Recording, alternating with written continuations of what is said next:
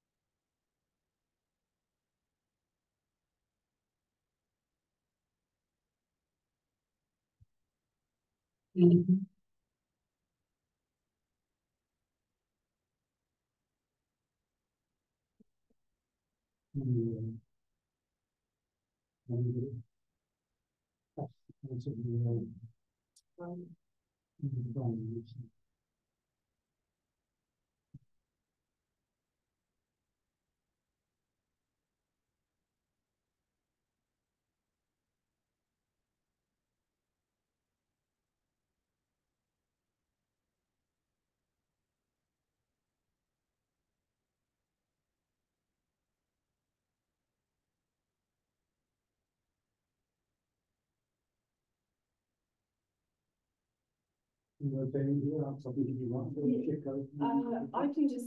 Oh, is it this thing? No, oh. No, it's all right. I'll just kind of tap it. Yeah. So put it on. Yeah. Okay.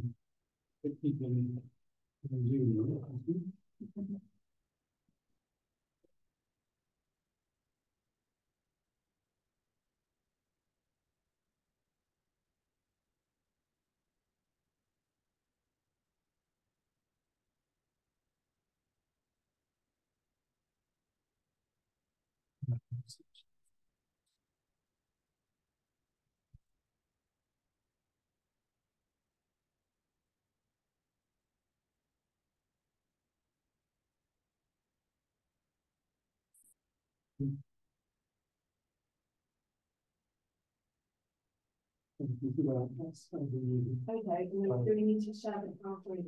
Oh, yeah.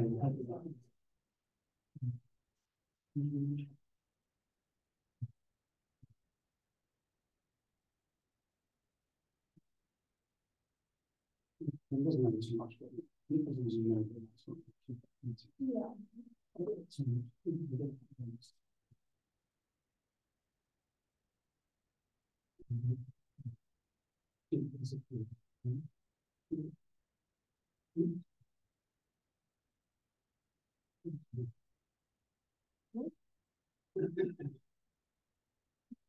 That's I think what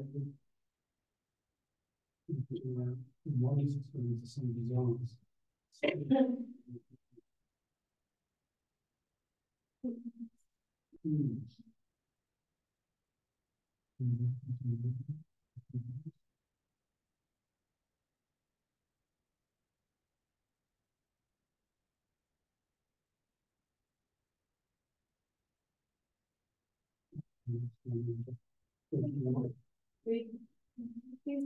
Yeah, there's one there.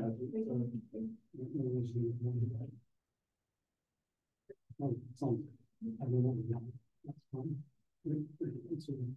Okay. Yeah.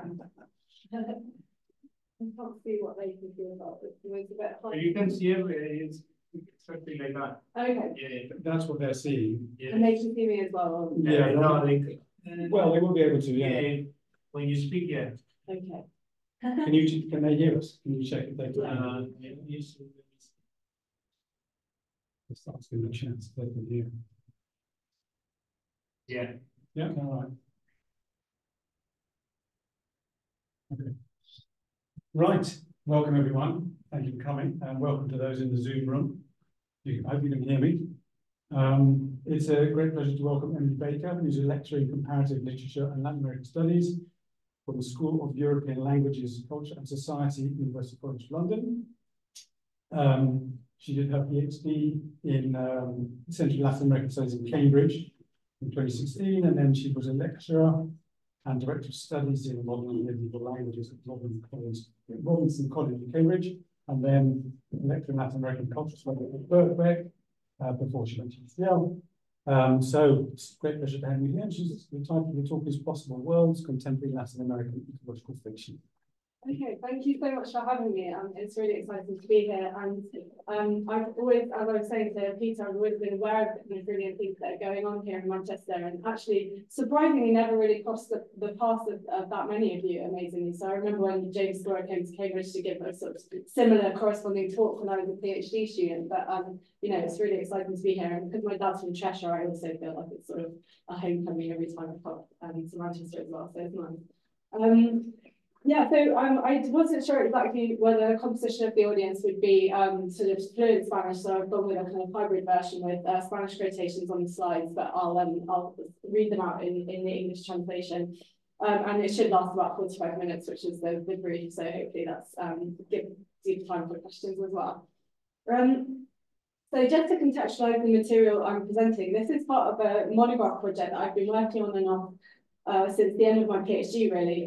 I did representations of Nazis in the Second World War and the Holocaust as my kind of PhD topic there. And I think the link that I'm trying to sort of suggest is that there's an interest in this fictionalization of so-called real events, you know, so-called real events and concepts, and trying to think about all of them from a kind of historical, political, philosophical, and of course a literary perspective. And in trying to narrow down what to look at in this kind of eco-fiction space in Latin America, as it is sort of burgeoning, and you know, there really is a kind of publication boom as there is in the whole world, really, in eco-fiction.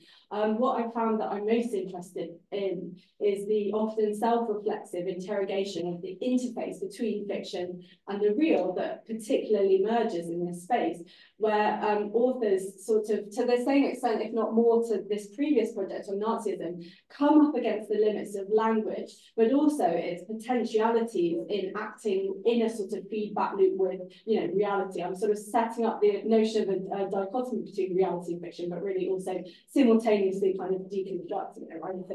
So, I think, especially when it comes to ecological emergency, there's this sense of urgency of like, well, if the planet's on fire, shouldn't I be joining Just Stop Oil and graffitiing the portico in UCL, which did happen and I wasn't involved in that.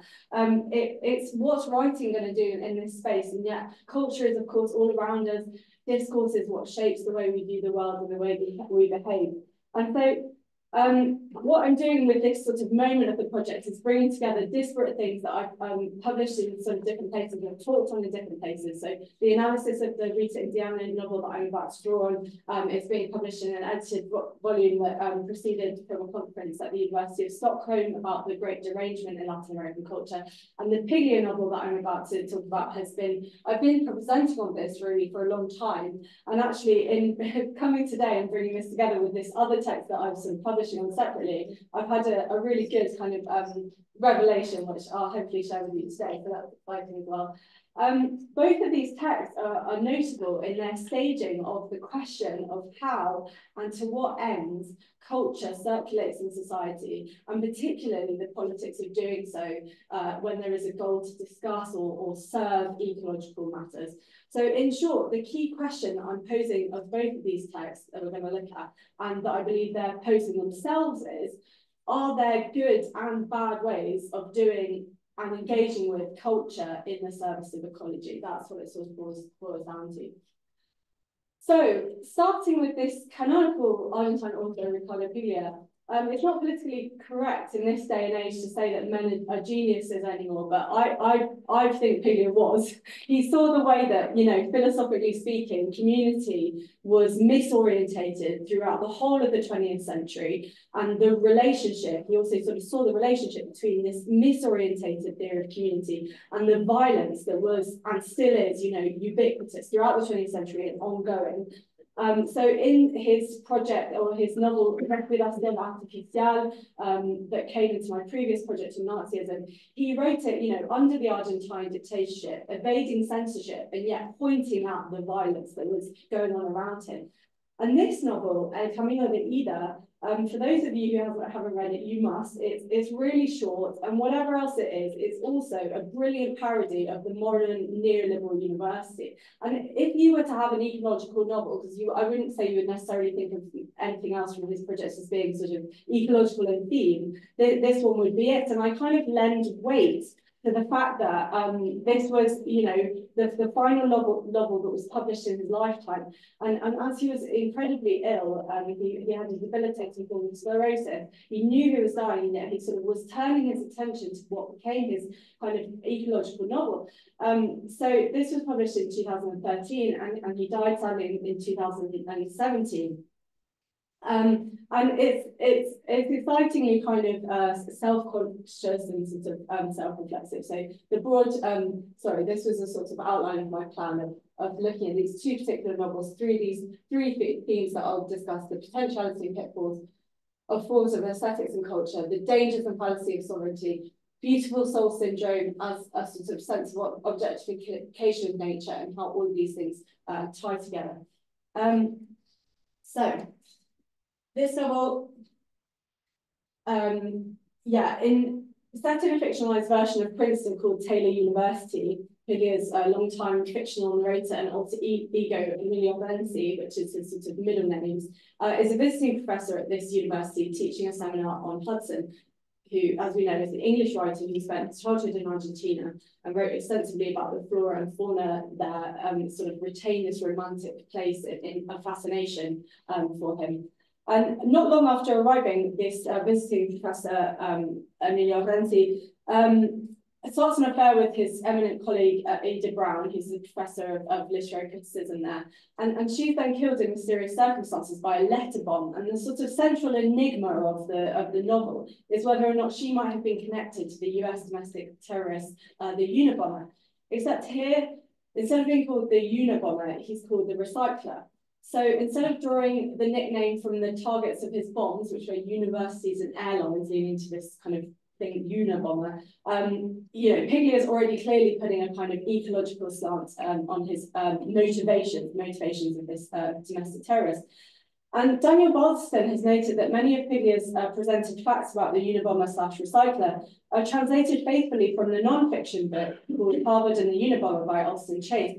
And as such, it's sort of worth noting where and how the novel does alter these details in ways that constitute a shift in emphasis or suggest alternative ways of understanding things, as I go on to discuss. So it's sort of looking at this intertextual relationship with a non-fictional being through the kind of non-fictional biography, but which makes these kind of changes and slippages from the true facts take on, you know, extra meaning in a very Borgesian sense, right? And so in a classic Piglia style, we're privy to the discussion of actually existing texts and writers by the novel's characters, which in this case includes colleagues at a university, graduate students, etc., foregrounding the way in which ideas, in particular those presented in fiction, circulate, influence, and live on in the forms of text, both positive and also problematic ends. But I wanted to give you a taster. I couldn't resist giving a taster of the kind of humorous and satirical tone of this particular novel. So it says, oh, sorry, yeah. So it says, campuses are peaceful and elegant. They're intended to leave experience and passions outside, but beneath them flow the high waves of an underground animosity, the terrible violence of well-educated men. The chair of modern culture and field studies was Don D'Amato, a veteran of the Korean War, and everyone said it was for that very reason that he'd been chosen to head the new department. Soon, men with experience in prison and war will become the professors responsible for leading university administration forward. So if that's not already the case, sometimes it sort of seems that way, isn't it already? So, and there's this other kind of quite tragic vignette about an assistant professor who barricades himself in their house and kills a policeman because he didn't get promoted to associate professor, and he, quote, thought it was an injustice to disregard for his achievement in publication. So even present in this kind of humorous reversal of, civilization and barbarism, or locating barbarism at the heart of the university, graduate students are sort of described as boxers in the ring, right? I think it's part of the novel's acknowledgement of the structural complicity of the university with the inequality and violence of US or UK or wherever it is, society at large. It's part of the same system. It's very much not isolated from it. So here in the university, the stakes are high, and where the real bomb attacks of the Unabomber targeted prestigious scholars intending to be in the field of, say, genetic science, mathematics, things that were areas of technological progress that the Unabomber objected to. Here, crucially, there's a question as to whether literary criticism was the possible agent of progress or change that the recycler wanted to halt. So this question of whether Ida Brown, his colleague and professor in literary criticism, was a target of his bomb kind of again shifts the emphasis onto what is it that culture's doing to kind of serve progress in the same way that the Unabomber would object to in the scientific and other technological spheres. As is often the case with Piglia then, and as Joanna Page has noted with reference to La Ciudad Ausente, Camino de Ida proves to be another example of a kind of pharmacon-like presentation of language and narrative, where it can be both the poison and the possible remedy to society's problems.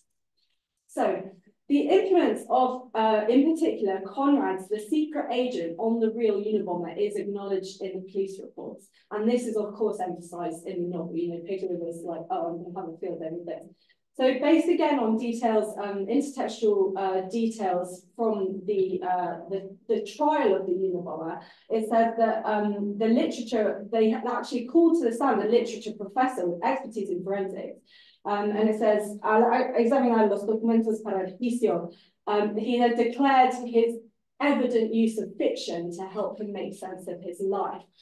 And so the secret agent is, as you might know, about an anarchist terrorist bombing, and part of it is reproduced in the novel itself, actually. So, and then it's annotated by Ida Brown. So there's an equation with the Unabomber reading and being influenced this, and the Ida Brown, the colleague working on Conrad, and sort of basically the use of this as a kind of model that the Unabomber takes, or as we said in this case, but both really, in then promoting action. And so Piglia is kind of reflecting and commenting on this, and he says, there's something solitary and perverse in the abstraction of the reading of books, and in this case, it had transformed into a life plan. So there's a distinction here between the representation, on the one hand, as a sort of call to action, a one-way transmission of a message or a plan, and on the other hand, the possible point of kind of sharing between two or multiple singular beings. And I'll show you the model for that in the novel in a second, but it seems to coincide with this notion of literary communism put forward by my favourite philosopher, Jean-Luc Nancy, who I'm always going about, that it says here precisely that the work conceived as a message forecloses the possibility of community. So he says it's important that it's not a matter of a message, that the work must be offered up for communication, means that it must in effect be offered, that is to say, presented, proposed, and abandoned on the common limit where singular beings share one another. And so for Nancy, literary communism, or the community of being in common through literature, it relies on a kind of offering and a presentation and a non-violent transmission, and of course a kind of sort of violent uptake of a message as well. So there's a few more interesting comments on the way in which this works. It says, of Thomas Monk, the recycler, he was a kind of Quixote that first would read furiously and hypnotically the novels, and then he would go out to live them. But he was even more radical, because his actions were not just in the realm of words, like in Quixote. And he says in brackets, and by the way, Cervantes had taken the precaution that therefore not murder anybody, but they had converted into real actions, real events. In other words, the author can't and shouldn't be in control of the message that's received, and not all modes of reading are kind of created equal. And I'll come back to that notion of not killing anybody, of course. But the counter model to this form of reading as a sort of, impulse to direct action comes in the way that Renzi figures his Hudson seminars. So he says about his grad students, each of them read Hudson's books in a different way, as though they were actually texts written by different authors. Rather than unifying these versions, I tried to delve into their differences. So when Renzi meets the recycler at the end of the novel, there's a continuation of the discussion of this notion of a kind of message as a function of a kind of sovereign program, and particularly as related to killing, you know, with reference, as we saw in that quote, with reference to Cervantes. Nancy reminds us that this question of sovereignty is something that's overlapping in my sort of theoretical companion to this. You know, the sovereign is the existent who depends upon nothing. In Ida's annotated copy of The Secret Agent, she'd underlined this quotation that said, "I've had the grit to work alone, quite alone, absolutely alone. I've worked alone for years." And it's without question that Monk, who's also worked to achieve this kind of near sovereign existence in the Montana sort of backwaters, as far as possible, you know, sovereign, but we know that's never possible. It's not surprising then that when Renzi goes to visit him in prison, he also kind of launches into a monologue expecting to transmit his perspective directly to Renzi. "I've sought to express my thoughts by means of direct action. Are you taking notes?" he says. So Renzi is frustrated with Monk's lack of cooperation because he's gone to find out whether or not he was connected to Ida's death in any way. And this kind of precipitates the following interesting conversation between the two of them. So he says, "Everyone must at least be the owner of their own death. Integrity depends on that." This is Renzi saying that. And Monk says, "Do you know what integrity is?" Renzi said, "I would have used integrity to not kill innocent people." And the recycler says, "In my case, integrity is a virtue that succeeds the events." He says, "You never have to explain what you do. You never have to justify yourself." And Renzi kind of thinks, he's never said why he did what he did. In that way, he achieved absolute sovereignty, a pre-political and ultra-moral sovereignty. So ultimately, Renzi counters this by saying that something has escaped his logic, because he says, Ida's death did arise from a cause, and I was proposing an interpretation. So in other words, the role of literature is not to offer this kind of programmatic direction that easily falls into fascism or terrorism, right? In the same way, the Unabomber kills his victims to transmit his ideas. You know, it's this programmatic nature that easily slips from a sort of, you know, an idea to fascism or terrorism. Instead, it's the offering of a simpler interpretation of events, and where another being is open to aspects of this interpretation, you know, the notion of literary community or being in common can be enacted. And it's interesting that in one final major detail in the Unabomber story is altered here. Rather than being imprisoned for life, Ted Kaczynski was and died in prison actually fairly recently. I don't know if those of you saw the news, and then that recirculated actually the big manifesto that he'd written. And again, even around his death, the discourses were very much like, there was so much of what he was saying that was ecologically interesting and sound, and even philosophically very interesting. But it was his sort of methods and his actions that to get that message out that were the problem. It's sort of like, you know, so what can we rescue from his philosophical ideas without throwing the baby out with the bathwater from this situation? But what Piglia chooses to focus on in the end of the novel is that here the recycler is executed by electric chair. So juxtaposed with Renzi's statement that everyone should be the author of their own death, it's clear that in the United States, where the death penalty is still used, this also fails to meet Renzi's test of integrity. In other words, a state monopoly on violence is not, you know, the answer. It's not that you can have good or bad killing of people, even when they're criminals. You just have to ethically draw the bottom line and say, we're not going to kill, you know, in any circumstances. And so I guess, you know, subtly we can draw the line between his sort of denunciation of violence in these kinds of spheres with those in dictatorship in Argentina, those of Nazism and so forth, and that's what he sort of does across his whole project. So aside from this point about the role of literature and reading and determining actions and the problematic kind of nature of sovereignty and how it links into this kind of, you know, pre-political mode of being in the world that rejects the kind of ethics that would be formed on the basis of being accountable to community, what is it about the kind of recycler's thinking and attitude to nature that Piglia also does want to draw our attention to, whether that be sort of positive and negative? It's worth mentioning that he focuses on the fact that, again, the Unabomber / the recycler's cabin was constructed based on Thoreau's model from Walden, kind of 6 foot by 6 cabin in the woods.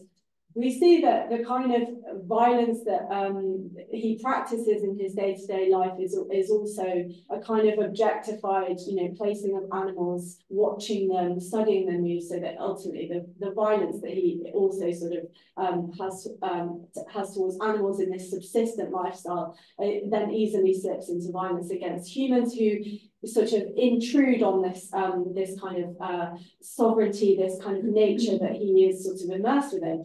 And this can be theorized with reference to Timothy Morton's text, Ecology Without Nature, which is something I'm using a lot within this project. In it,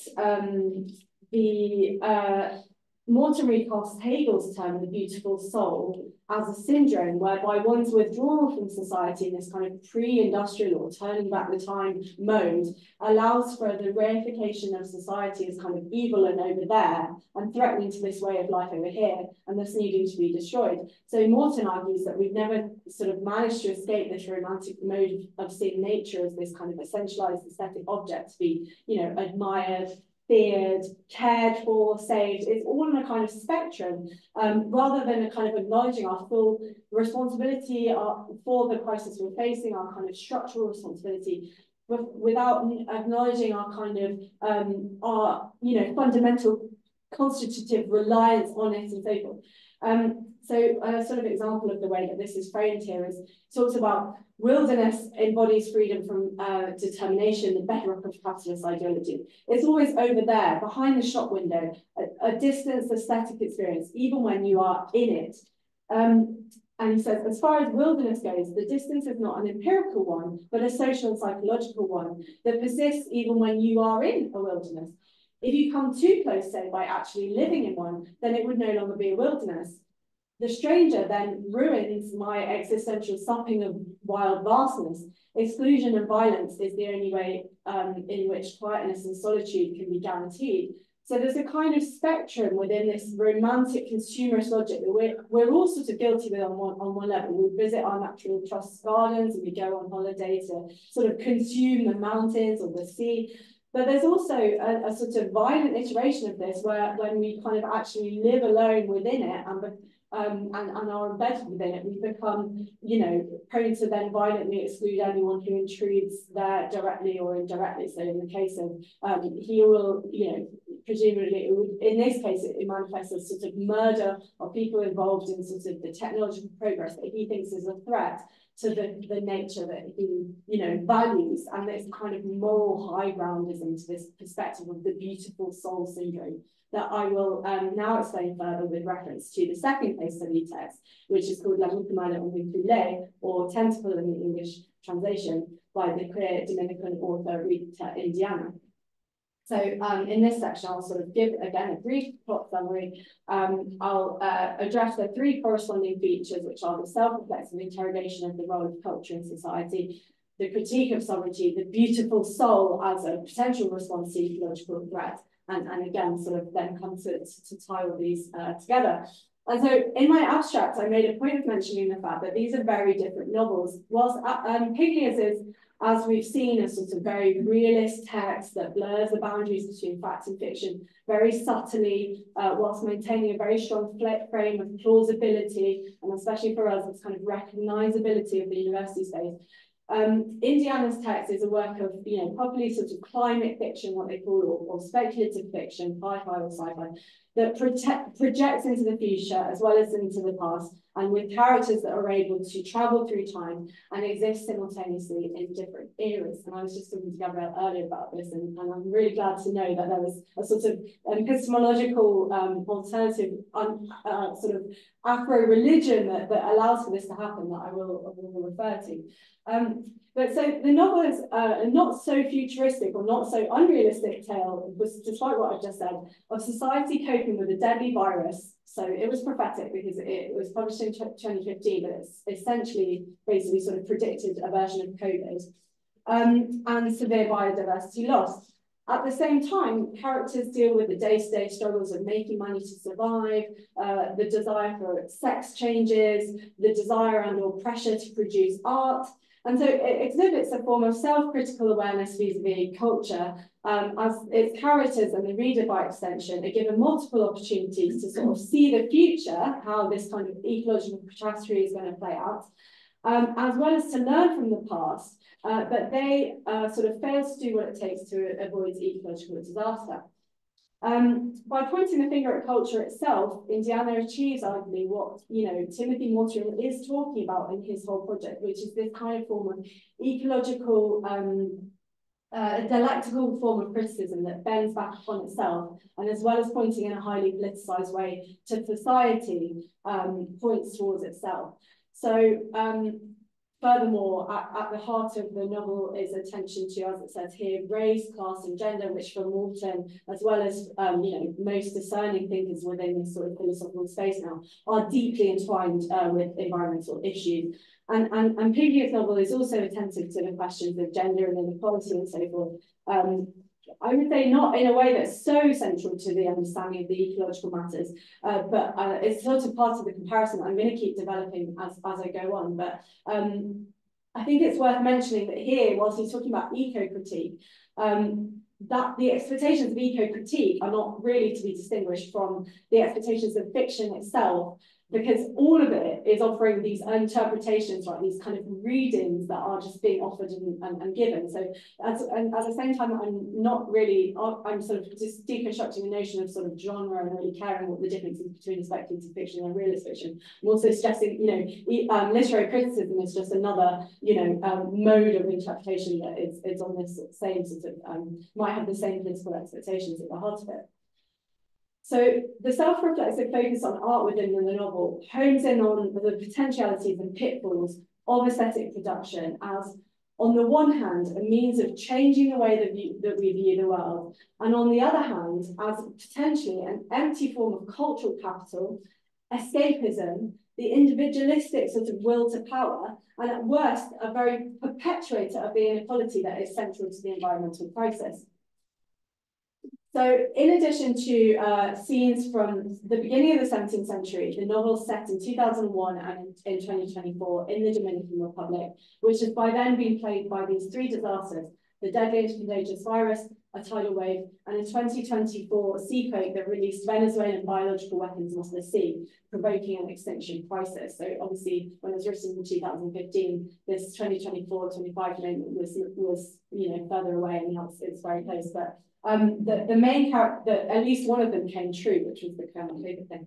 But the main character that transcends three eras of the novel is Roque or Giorgio or Asilda, who simultaneously inhabits, respectively, 1606, Roque, 2001, Giorgio, and 2024, Asilda. So born notably in the year of the financial crash in 2008, Asilda gives blowjobs to try and raise money for two dreams. One is to go on a cooking course and open a restaurant, and the other one is to have a sex change, which by then is technologically possible by means of one prohibitively expensive and extremely painful injection that changes the sex of your body all at once. So by chance, Asilda is taken into the employment by the personal guru of the despotic president called Said Bona of the Dominican Republic, and the Santeria belief system provides the foundations for the ruler's decisions. He sort of takes this as his kind of basis for his actions. And it turns out that Asilda is this chosen one in this scheme, and it's through this Santeria religion that he can travel through time to the early 2000s and save humanity from these ecological disasters that they know have unfolded. So Asilda has the sex change, travels back through the portal in the sea, and emerges in 2001 in this man's body that they wanted. So now Giorgio, he marries an upper-class hippie called Linda, who's on a mission to protect the island's coral reef. He fulfills his dream of setting up a restaurant and lives a happy life, throwing parties and commissioning art to fundraise for Linda's coral reef project. And in this state of sort of self-fulfillment, he eschews the obligation to save the ocean and humanity. One of the final lines of the novel, obviously, that gains weight from that, it says, after talking about rap and politics, he had said goodbye to Said, and this is obviously the future president, so he's having a casual conversation with the future president here, without saying a word about the future. He could sacrifice everything except this life, the life of Giorgio Menicucci, the company of his wife, the gallery, the laboratory. So here, Giorgio, in a social encounter with a future president, is content with superficial conversation and is not willing to give up personal happiness in the service of the future of the planet. I'll come back to this. Well, we can perhaps talk about the problematic dimensions to this being a sort of trans character. If it had just been a straightforward heterosexual white male who was responsible for the planet ecological disaster unfolding, you might have said, oh yeah, well great, they're always the ones who are guilty. But in this case, it's problematized by the gender politics are complicated by the fact that it's this particular figure. But yeah, another character who's ecologically very problematic is this, from a sort of different but related perspective, is Argentine, who's a painter, otherwise known as psychic Goya or Goya. This person is misogynistic, homophobic, racist, and could not give three craps about their environmentalist passions of Giorgio, who comes to commission him as an artist to raise money for the gallery of his wife Linda. So when Giorgio proposes to hire him, gives him a friendly hug, but it says any kind of physical closeness with another man made him break out in hives. Whilst this homosocial context is disturbing to Argenis, he spends most of his time having explicit sexual fantasies about Giorgio's wife, Linda. She says an innocent comment to him, inviting him to go snorkeling as part of the group, and he thinks to herself, she's mine. She's not going to, it says it here, and the English version is much worse, actually. Well, the translation is already bad, but yeah, she's not going to give it away to that N word, and Ivan must be an F word. She wants me to F word hers, or the other F word. So it's all kind of this kind of racist, homophobic language that's coming through in what Argenis is saying. He's clearly a sort of in the position of the fierce defender of binaries and purities that are the opposite of the hybridity, fluidity, and plurality of the queer mode. So linking this to sort of queer ecology and also bringing in Timothy Morton again, in a guest column in the PMLA called On Queer Ecology, Morton warns that anything that kind of upholds this subject-object dichotomy or inside-outside manifold, which is evident, we've seen it a few times in the talk, but it's evident here in the way that Argenis objectifies Linda, Margareta, Ivan, kind of becoming archetypes of their gender, race, sexuality, is akin to the type of environmentalism that fetishizes purity and upholds the false nature culture binary. It says, by repressing the abject environmentalisms have affinities with, say, heterosexism or racism, claiming to subvert or reconcile the subject-object manifold, only produce a new and improved brand of nature with a capital N, which is Morton's shtick is, nature with a capital N denotes this form of nature that is reified and objectified, instead of being sort of, fully, we are part of it, it is part of us, breaking down these kind of boundaries. So the need to bring the queer and the ecological together for Morton derives from the fact that they're both defined by these values of non-essentialism, a lack of sovereignty. He says nothing exists independently, nothing comes from nothing. Everything requires a multiplication of differences on as many levels and on as many scales as possible, like the multiple possible readings we've also been talking about. Argenis, in addition to rejecting others physically, as we saw, his sort of, which in itself is sort of this impulse for sovereignty, is also defined by his production of sameness by means of the art that he produces. So he's called Goya because he precisely is very good at copying the work of the Grand Masters, such as Velázquez and Goya. And when he attends the Escuela de Diseño Altos de Chavon, he's told by his teacher that, his Catholic themes and Renaissance perspective, however sophisticated technically, are obviously totally out of sync within the time in which he's living. So this precipitates another discussion of how art might or might not be able to intervene in the social world. In stark contrast to Argenis, Goya was known for exploring subject matter that had never been seen before in the forms of painting, prints, and drawings. And I refer to Tomlinson sort of for this aspect of discussing, Goya. Goya was painting at a time of great political, social, and cultural shifts, and the novel suggests that we're at a similar crossroads of great upheaval in ecological terms. So, in the words of the novel itself, when Ivan, the manager of this art project, is giving a presentation on Goya's caprichos, he says, Goya presents a subjective satire that cannot be tied to any single reading. So again, we have this notion of a destabilization of the single reading. It says destabilizing the socio-political paradigms of his time with characters and situations that oscillate between the locally eccentric and the universally mythological. Moreover, the chosen plate number 66 is described by the narrator in the following way. A twisted androgynous body held a flying broomstick above his head, obscuring the more feminine figure behind him, who also held onto a broomstick and sprouted bat wings to facilitate the magic ride. So the image that is said to achieve this destabilization of socio-political paradigms is one that depicts androgyny and expressed in another way, post-human hybridity, you know, the bat wings and everything. Yet these are obviously the things that Argentine flatly rejects. So another character that suffers from Morton's beautiful soul syndrome, so Argentine does, and now another, is Giorgio's wife, Linda, whose views of nature are also framed as sort of objectifying and dramatic and putting herself on a kind of moral high ground pedestal, not unlike the Unabomber recycler. So it says, this is right, where others saw scenery, Linda Goldman saw desolation. Where others heard relaxing subaquatic silence, she heard the shrieks of life disappearing. Where others saw a gift from God given for the enjoyment of humankind, she saw an ecosystem fallen victim to a systematic and criminal attack. When she looked at the coral reef, she felt like an oncologist standing before her patient's body.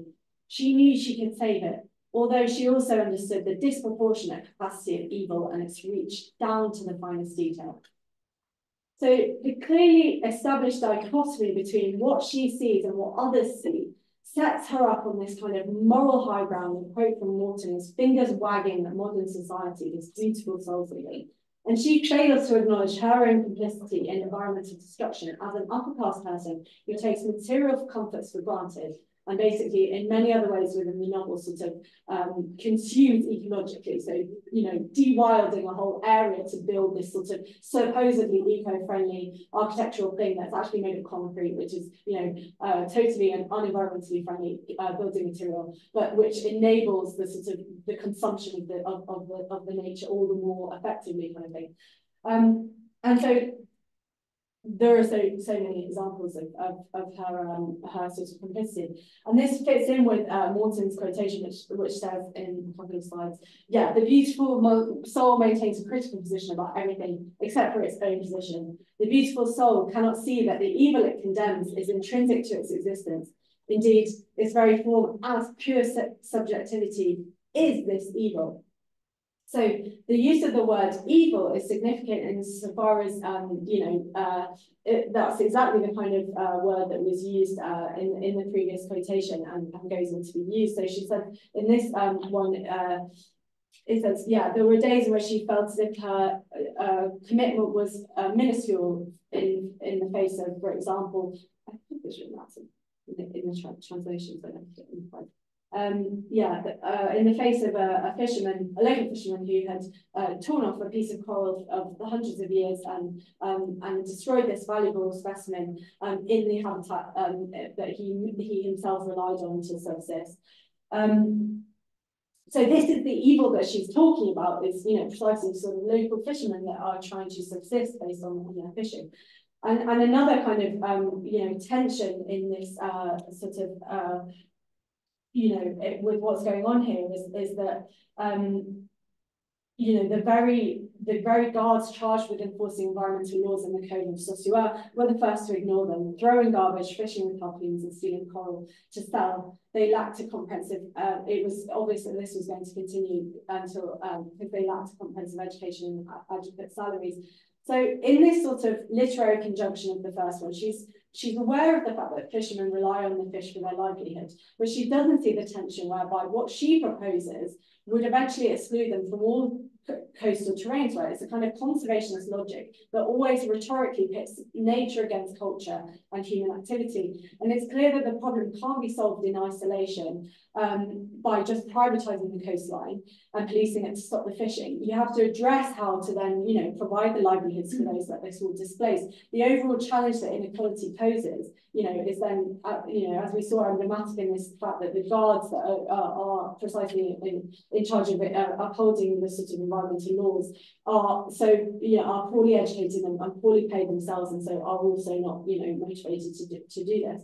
And this is where I draw on an ecological Marxist called James O'Connor from a text from 1998. As he puts it, in today's capitalist economy, the linkages between particular cultures and configurations of nature on the one side, and particular divisions of labour and technologies on the other, are rusty or broken or long forgotten. In their place stands a commodified nature and culture of modernity, an ethos of self-development and realisation, rather than that of the values of archaic community and the universalisation of the wage form of labour.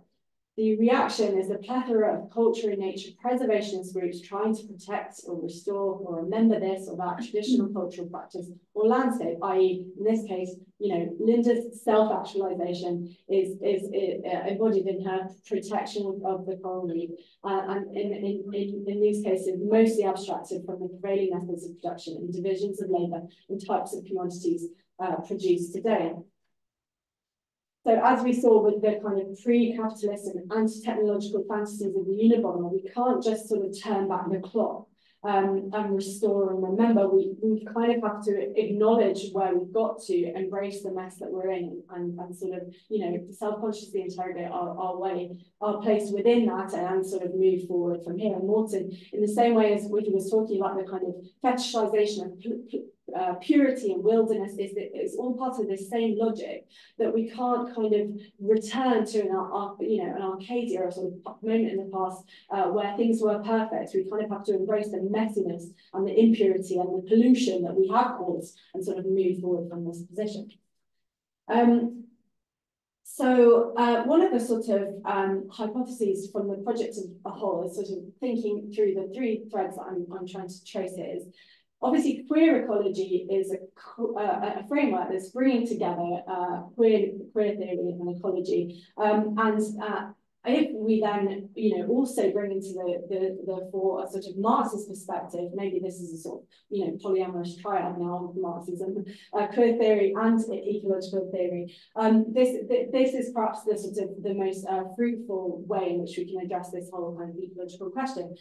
As a sort of aside, what I think is really interesting and unique about Latin American authors, how they're operating in this space, which does make a sort of original contribution, is that they do tend to have this kind of melancholic, self-reflexive sort of notion of their position as the ongoing lettered elite, right? So that we all know Anclavan's La Ciudad Letrada, which sort of traces the history of the tie between the word and power and the elite in society, and we can also almost trace the history of this up to the present, where we find people like Rita Indiana and Piglia self-consciously reflecting on their status as a kind of lettered elite, and ultimately maybe we are all, this lettered elite that is sort of obsessed with the nuances of language, but it's also, it's an exciting place to be, unfortunately. If we bring Marxism into this ecological equation anyway, we might say that all the characters kind of fail in all of these ways. So Giorgio not only transitions from female to male in that sex change that happened, but also from lower class sex worker to upper class restaurant and gallery owner. So instead of celebrating forms of hybridity that would have embodied in both cases, he kind of crosses to the other side of the binary. And he certainly doesn't use his new class position to advocate for the oppressed, but instead he exploits his workers such as hygienists. So both Linda and Giorgio are emblematic of this kind of class that profit from their self-proclaimed environmental projects and foreclose class politics through their employment of these economically precarious people. The way they set up their preservationist fundraising business takes advantage of the surplus of artistic labour and inequality in the Caribbean. Their terms of employment are frankly positively, quasi-feudal. So instead of monetary payment, by the way, these artists, Argenis is painting in this scheme. This offer that you can't refuse that's put forward by Giorgio consists of room and board for 6 months. So the gallery also takes 40% of all proceeds from the work sold to obviously go to the Coral Reef project, and the artists are obliged to be solely represented by these gallery owners, Linda and Giorgio. So they literally take control of the artist's life and work. So that's, you know, from a master's perspective, that's what we're critiquing. But with all of these, what's crucial is a non-essentialist vision of class. Obviously, if we take Marxism and we have to acknowledge that it's a non-essentialist vision of class. We're not sort of in a scheme whereby the proletariat is, you know, evil and they should be destroyed. Oh, sorry, the bourgeoisie is evil and they should, that was a slip of the tongue. The bourgeoisie is evil and they should be destroyed to make way for the dictatorship of the proletariat. You know, no one is essentially bourgeois or essentially proletariat. Everything comes from the kind of, you know, the relationality of the position and the boundaries can be transgressed. But yeah, what James O'Connor is alluding to when he kind of speaks to this kind of ecological struggles being class issues and more than class issues, he's kind of alluding to this this kind of notion that struggles for meaningful ecological futures will cut across traditional class boundaries if they're to be successful.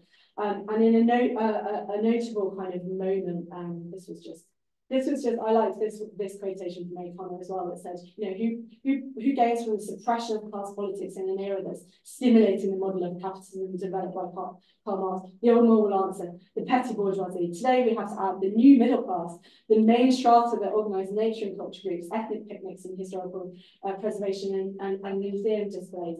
I mean, he's sort of, yeah, of course, the super rich are somewhere in this equation, but the class analysis is sort of, you know, calling attention to who we are. But we have to, yeah, so in this sort of relationship, I think is perfectly embodied in this quotation where Giorgio says to Argenis, the poor artist, we have to protect the sea, or he said, making a gun with his hand and pointing it at Argenis's head before shooting, bang. So it's significant here that the wealthy entrepreneur puts the gun to the poor artist's head, not his own, because obviously the rich will always have forms of protection and mobility accessible to them, as the displacement that due to environmental ecology that is already, you know, happening on refugees and Colombia spreads to more and more areas. So, you know, that's a whole day after tomorrow situation where they have to migrate from the US to Mexico in a kind of weird reversal of the kind of global north, global south logic. Yeah, it's sort of, yeah, it's always going to be a bit interestingly analysable. So, coming to the conclusion then, that Omicunlé, this novel reveals that culture has a duty to engage with the socio-political challenges of its time. We saw that if in the present this is ecological emergency, then it must do so from a queer ecological perspective that emphasises post-human and multi-species hybridity, as well as denouncing structural inequality and sort of self-reflexively acknowledging the complicity. Sovereignty and romantic consumerism are at the heart of the problem, the way in which we interact with so-called nature, either seeing it as an object to be consumed or to be fiercely protected by turning back the clocks, rather than kind of identifying and acknowledging the structural inequalities in human society that continue to cause damage. And with both texts, I've tried to demonstrate that the dilemmas inherent in the politics of writing about ecology then, as I said, transcend genre, whether they're sort of realist fiction, speculative fiction, or even literary criticism. If in all cases, really, the aim has to be to deconstruct the nature culture binary, or sort of reveal the constitutive violence of it, highlight the violence of sovereignty, and instead, you know, multiply differences, acknowledge community and relationality, acknowledge the ethics that is derived from community, relationality across borders, androgyny, queerness, anything that transcends these kind of boundaries rather than upholding them. Not to read and write literature as a program for action, as if the writer has all the answers that you have to blindly follow, but to figure out your own positionality and reference the problem and start from there. So, you know, I'm not Linda Goldman, so the knowledge I gain about the destruction of the coral reef by fishermen in Sosua and structural inequality in that region is not a kind of message that I need to act directly on, like the Unabomber acting upon the model of anarchist violence within Conrad's The Secret Agent. But I, like Piglia, could investigate the university to understand what forms of structural violence I'm embedded in and how I'm complicit in. I need to act from where I stand, obviously. And as a teacher, like Emilio Renzi, it's not my job to impart a message about Hudson or Piglia to my students, but to allow them to take on their reading that helps, you know, that helps give them the tools to locate themselves. And finally, and this comes through an inspiration from Heidegger's essay, Dwelling, Building, Thinking. Perhaps the secret to the role of culture in its relationship to ecology could be found in its etymology. So culture, from the medieval Latin cultivatus, the past participle of cultivare, to cultivate, from Latin cultus, to care, labour, cultivation, from colere, to cultivate, to till, to inhabit, to frequent, to practice, respect, tend, and guard. You know, when we cultivate crops like vegetables, we don't instruct them to grow. We create the conditions for them to grow. We give them care, we tend to them, we guard them, and we hope they flourish, but actually they do that on themselves. We have no control over how they turn out. So likewise with literature, we create it with care, we tend it, we cultivate the conditions for it to be read, but we can't control how it's interpreted. It flourishes on its own, independently of its author, gaining new life in the mind of every new reader. Thank you.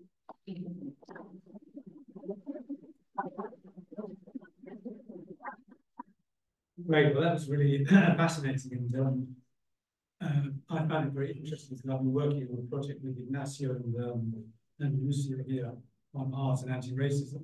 And one of the things that I anyway have been sort of struggling with or pondering is, you know, what are the good and bad ways to intervene in anti-racism using art? You sort of set that up to the question at the beginning. What are the good and bad ways of using literature or culture or something to intervene in this case, ecological, addressing ecological questions? And, you know, I found that very difficult because, you know, if I make my analysis and say, well, I think this is good or that's bad, then, you know, who am I to tell the artist, you know, question, sorry, you know, you shouldn't be doing that, you should be doing this. So I just wondered how you kind of approach that.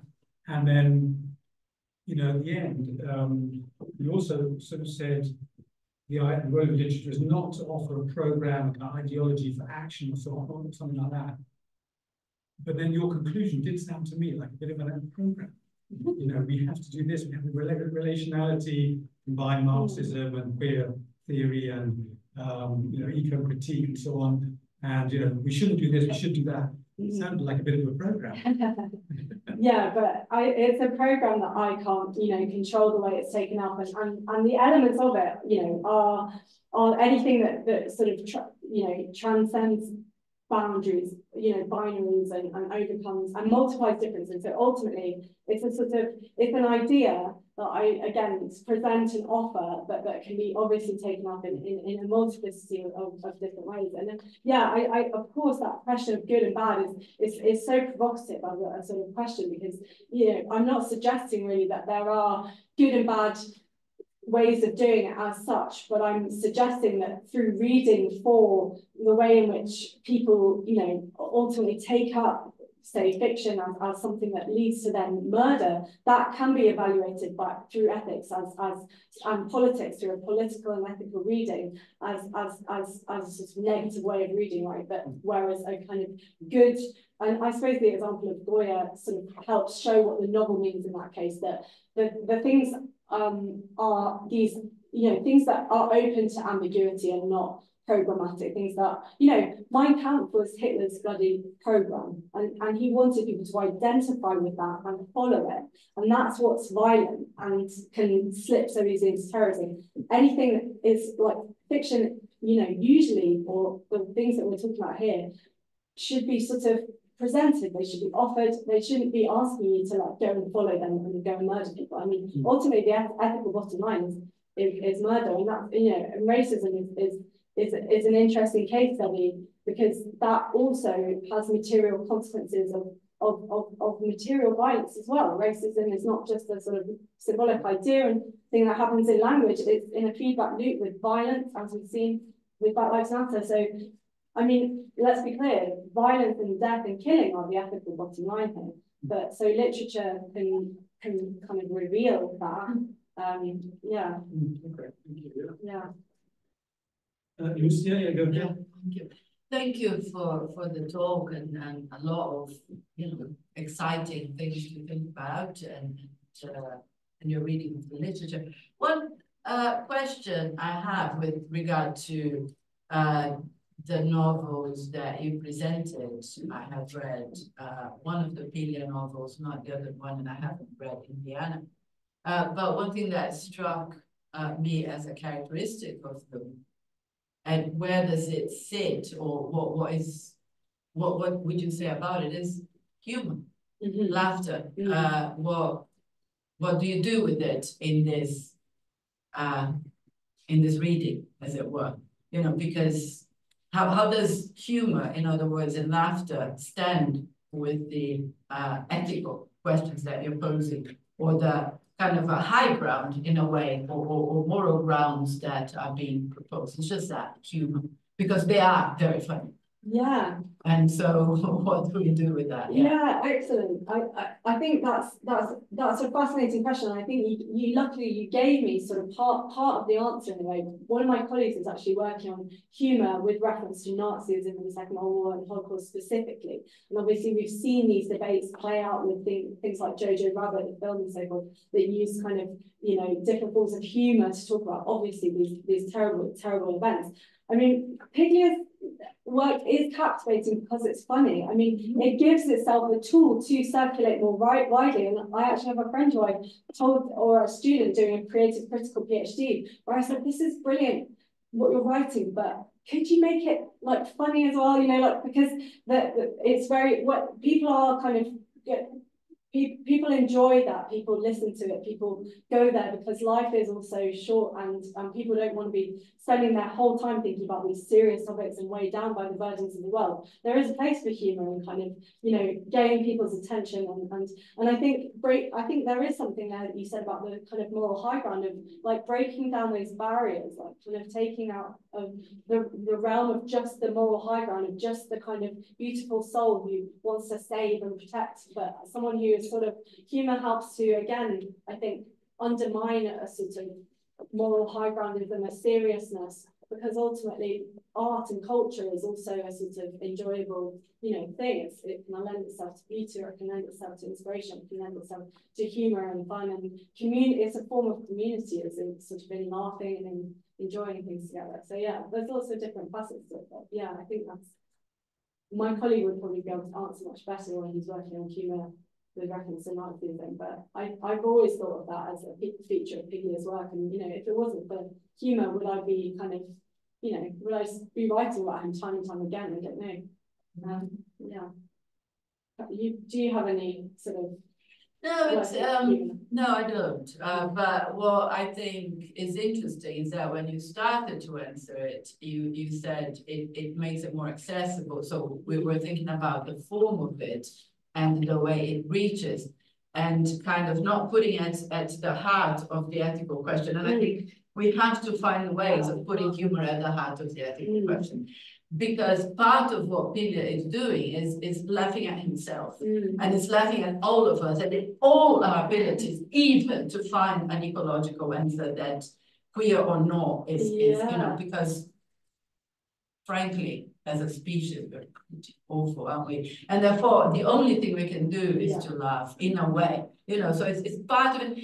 I'm giving a very kind of pub table kind of answer to it. It's not very good, but what I mean is, I think I don't know what the answer is, but I think it's more than just the transmission. I think it's at the heart of the ethical. Just one more thing, that reminds me of the quote that I found so funny from Respiration Artificial, which is when he's talking about, there's you know, typically with Piglia, there's just literary conversations going on, and part of one of this conversation is someone who goes into the British Museum archive and asks for something, and it happens to be alphabetically adjacent to Mein Kampf. So he gets given Mein Kampf, and it says, like any good logical positivist, he took this as a sign that he should read it. And it's just like, you know, the coincidence of like bloody alphabetically getting Mein Kampf, and then as a logical positive decided to read it. It's like that's exactly what Piglia is always doing. It is at the heart of the ethical question, sovereignty and murder, and then it goes on this thing about Descartes. That's what I talk about. Yeah, the murderer is the Cartesian in Piglia, so it is at the heart of it, because that sovereignty is what is murderous, is violent. But still we've like strayed away from humour, but it's the vessel, but it's also the heart. Yeah, I don't know. Anyway, sorry. Anyway, Sorry. Go ahead. Okay. No, I was going to ask just about the kind of integration that you said about literature function kind of as observational as opposed to kind of didactic. Mhm. And you're talking about Latin America, where the relationship between literature and politics is very self-conscious and quite sensitive, especially in, I think, in quite canonical writers, how they all argue amongst each other about, you know, Vargas Llosa and Woodface and stuff, who's more political, who's doing better work, you know, in a kind of practical sense. And the way that Woodface, for example, you mentioned, was kind of rallied against in that political tradition, you know, Vargas Llosa saying Woodface represents everything that I was taught to hate about, you know, bourgeois literary life. And the answer to think about literature as kind of reflective, I think is really interesting and fruitful. Do you think there's a risk in the Latin American conversation to confuse that with a kind of political non-participation, a kind of passiveness? Yeah, I mean,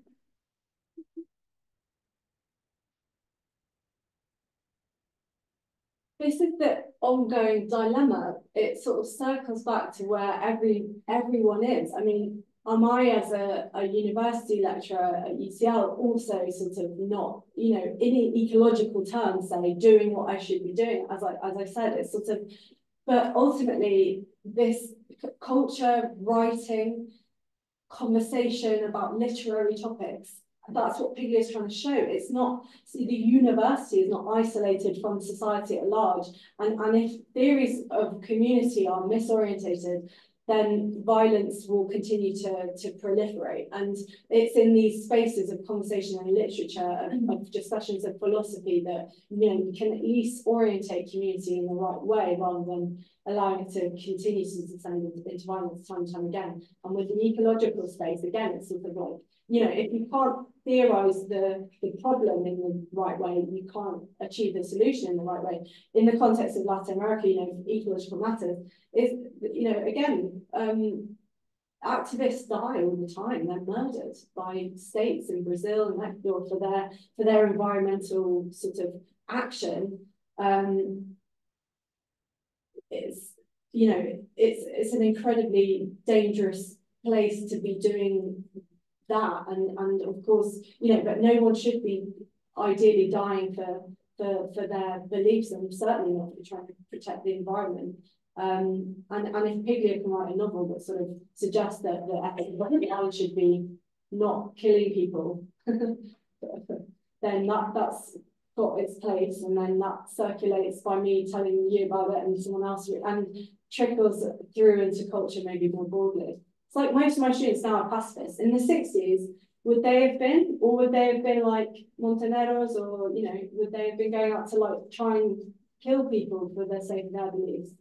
I think things are changing, because community, the theories of community and sovereignty and violence and are changing, but very slowly. And so, you know, I think.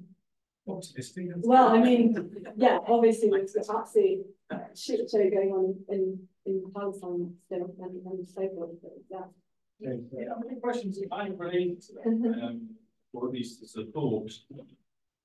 Insofar as, I mean, you sort of present Piglia as, I don't know, so I don't know his work that well, but advocating sort of language over violence in a sense, right? And then in some ways, sort of thinking about his history, what he's rejecting kind of the violence of the dictatorship, but by the same token, he's also rejecting the revolutionary violence that you just referred to in the kind of 60s and 70s, where violence was seen as a kind of liberatory force, right? A force for good in some sense. And I just wondered whether in sort of this, in Latin America, you get the kind of advocation for a kind of eco-terrorism, or not even that, not even the kind of extremes of Kaczynski, but I'm thinking here of the Monkey Wrench Gang, Edward Abbey's novel, where you get a kind of a sense in which violence actually might be deployed in a kind of effective way to say something about how people understand the environment. I don't know if I'm sort of, I suppose what I'm suggesting is Piglia sort of throwing, as you said, the baby out of the bathwater in a way. Is there a possibility for some kind of like progressive eco-based violence that might actually be necessary given what's going on? Yeah, I think that's a fantastic question. That does, I think, get to the absolute heart of it. And interesting enough, one of the graduate students in this seminar that Renzi is teaching at the university is doing a dissertation on the monkey wrench strand. So that is another one that's comes up in the conversation. Yeah, I mean, so I think the ethical bottom line is killing, harming, people in the first instance to achieve an aim. And so the sort of pacifist logic has to be that is the ethical bottom line, because that's why otherwise no one who dies is going to see the community that has been sold to them, whether that's a communist, equal, perfectly utopian society or whatever, a national future or anything. You die and then you're gone. So, in this scheme, you should not be dying for an ideology and you should not be killing for an ideology. Obviously, the destruction of sort of tools or things that are harming nature, that is a different question. Maybe like sort of vandalism. I would not put vandalism or sort of loggers' tools on the same plane as killing people. Ethically, definitely not. But on the other hand, it is sort of also discussed by Morton. Well, is it discussed this question of sort of we also have to kind of embrace. If we embrace the messiness, say, of logging in the Amazon, to what degree are we sort of destined to take on the sort of progress that exists in that sphere by like people cutting down trees versus like destroying the machines by which they're doing it. I think this is the sort of ethical grey area that for me is not a problem with killing, but it is a problem with like the tools and things of progress that Morton is sort of implicitly asking us to kind of stand from where we are and go forward ecologically. But how does sort of violence and graffiti and like destruction figure within that? Does that make sense? I think it's very simple when it's death and killing, but it's not so simple when it's tools or technology. But the problem was that the Unabomber thought that those tools should be destroyed, and also that people should be killed to get that message across. Right, but also things like protection, right, and laws that prevent people from going into certain spaces. Yeah. I mean, that separates out, according to, I can't remember the name of the theorist you were talking to, Morton, that's a separation out. And in some sense, that's an act of violence, according to the way that he's understanding it, in a way, because you're creating a violent sort of division between nature and culture. But sometimes those kinds of acts are really necessary. I don't know if that. Yeah. Mix some things together. I mean, the law is an interesting one. The law is, it could be on the same plane as the fiction and the literary criticism to some degree. It's a sort of humanly constructed discourse that then, our behaviour operates within.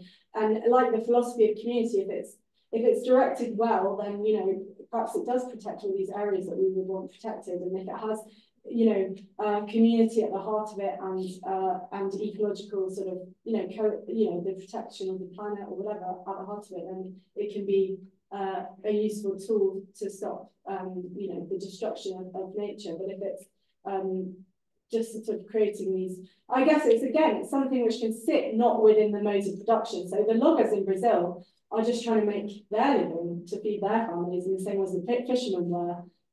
So the law could tell them not to, but perhaps you haven't solved the inequality that means that they still want to do that for money. It is the dilemma of inequality and its relationship to these questions. But also, I would add to that although if you put death as the bottom line, killing, that goes on. Obviously, as you say, they kill lots of ecological activists in Latin America, but the vast majority, I think, of what's going on is in that grey area. That isn't about just actually killing somebody, but about adjusting their conditions of life with the possibilities for them to live a good life. That's where most of it's going on. Yeah. So if you haven't got a kind of ethical take on what to do with that. Well, I just to put it, what about, if the loggers are destroying that land in the Amazon to create, beef farms, then what about me who's eating Brazilian beef or whatever? So it's about recognizing that I'm not going to be denouncing the people who are, unless I stop eating beef and being part of the structural problem, then, or changing the culture in which people sort of consume beef, then we are still all part of this system, we're all complicit, yeah.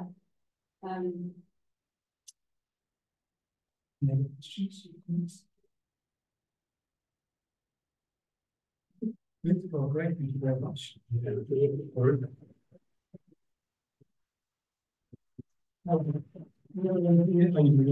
but okay.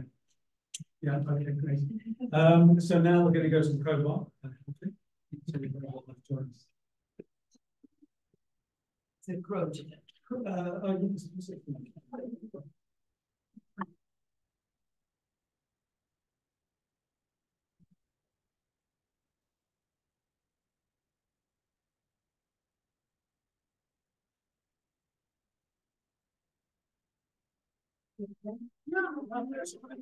Yeah, No, right, okay. Yeah. Yes. You come to the grudge. No.